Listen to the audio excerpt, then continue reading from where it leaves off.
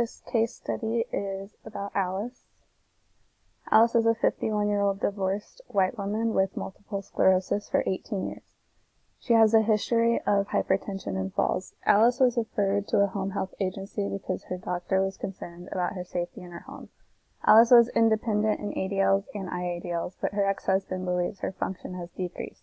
Alice denies changes in level of function. She lives in a 2-story rural home with a bedroom on the 2nd floor. Alice retired as a teacher 2 years ago. She has 2 grown daughters who live out of state. She likes to read magazines and newspapers. Alice comes across as confident and sure of herself. She tends to minimize the impact of her disease. She will be seen by OT and PT for eval of ADLs, IADLs, and safety. Analysis of occupational performance. Decreased sensation to touch in her hands. Limited active range of motion in both shoulders as a result of weakness. She has decreased gross and fine motor coordination, especially as she becomes fatigued in 15 minutes. She ambulates with Lofström crutches. Standing balance is fair for static and poor for dynamic with the crutches. Takes a long time to complete morning routine. Uses a stall shower to bathe. Ex-husband reports she has difficulty completing most ADLs and IADLs.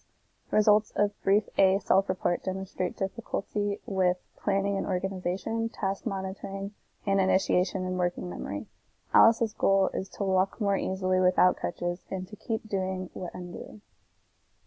So moving on to occupations. Identify which occupations have been most affected by Alice's MS and why. Work is the first one. Alice retired from her position as a middle school teacher as she found the work draining and physically demanding for her. Dressing is another one. Alice is unable to don or doff shoes and socks. It takes her about 30 minutes to complete her dressing routine and it tires her out. Functional mobility. Alice ambulates with Lofström crutches, but does so precariously. Shower transfers are not managed safely, but Alice lacks awareness. She says, "I've been doing it like this for a long time, no problems." She refused to demonstrate how she gets downstairs into the basement. For meal preparation, Alice reports she doesn't cook meals as elaborately as she used to. And for ADLs, Alice fatigues after 15 minutes of activity. Therefore, all IADLs and ADLs are affected. She does all the cooking and laundry, which will take her all day. And her niece takes her to the market weekly to shop for food. Given that Alice does not feel that she has any issues, how would you prioritize which occupations to begin to address during intervention? So we want to start with skilled education. Alice would first require skilled education regarding the nature of her progressive condition and how it impacts her occupational performance now and in the future. This would include how continuing on in unsafe patterns of performance increases the risk of injury, which would further limit her independence level. Safety. Next, it would be important to address all occupations she is completing in an unsafe manner. Functional mobility would come first, with emphasis placed on shower transfers. Next would be mobility during meal prep. If possible, the OT should try again to address how she moves down the stairs to the basement. It might require building a good rapport with Alice first. The next occupation would be dressing, as it takes her about 30 minutes, but her activity tolerance lasts only 15 minutes. She is also unable to don and doff shoes and socks. Third would be IADLs utilizing energy conservation techniques, such as the 4 Ps suggested by the Multiple Sclerosis Society. Do you feel that OT should address the area of sleep? Why or why not? Yes, sleep should be addressed by OT. Alice is easily fatigued. In the afternoon, she sleeps for hours. Alice's sleep patterns and habits could improve once assessment identifies her specific needs. And for performance patterns, what routines have been affected by Alice's MS diagnosis? How have these routines been affected? Alice's morning routine of showering, evening routine of making dinner, and weekly routine of doing laundry has been affected by the MS diagnosis.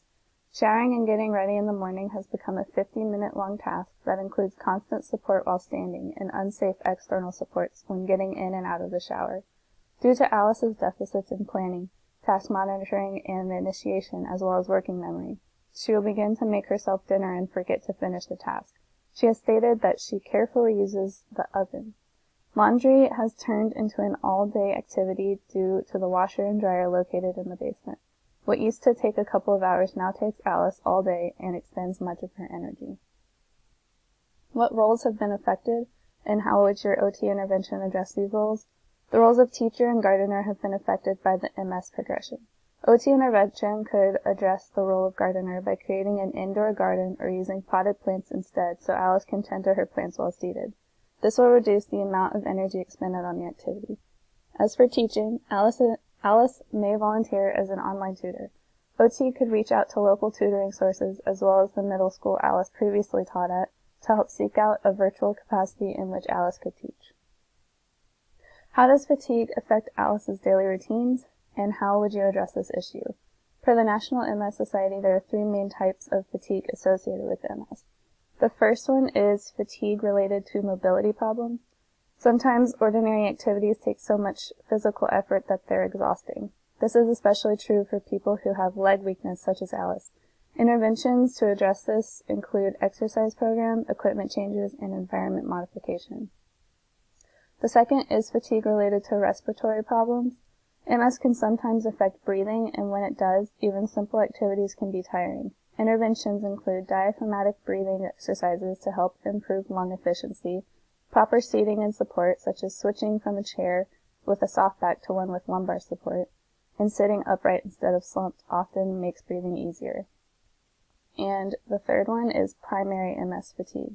This is a diagnosis of elimination after all other causes of fatigue have been ruled out or treated successfully. Primary MS fatigue is what's left. Interventions include planning your day around natural body rhythms and establishing a sleep schedule, adjusting activity, planning naps, drinking cool liquids, and getting help if you need it.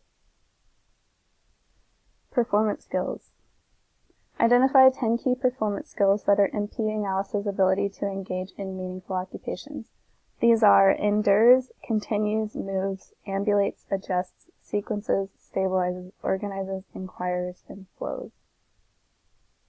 10 key performance skills that are currently supporting Alice's ability to engage in meaningful occupations are bends, grips, coordinates, transports, moves, uses, locates, chooses, speaks fluently, and regulates. What changes could you suggest for Alice's bathing routine? Alice could benefit from several changes regarding more efficient bathing, including a shower chair or bench and an extended or removable shower nozzle so she can sit to bathe to decrease fatigue and increase performance. Added safety features could include a slip-resistant shower mat and installing a grab bar. What changes could you suggest to make Alice's dressing routine easier? Lay clothing out the night before so she does not need to retrieve from the closet or dresser. Don clothing while seated, either edge of bed or in a chair. And encourage the use of adaptive equipment such as a sock aid or a long-handled shoe horn for donning socks and shoes.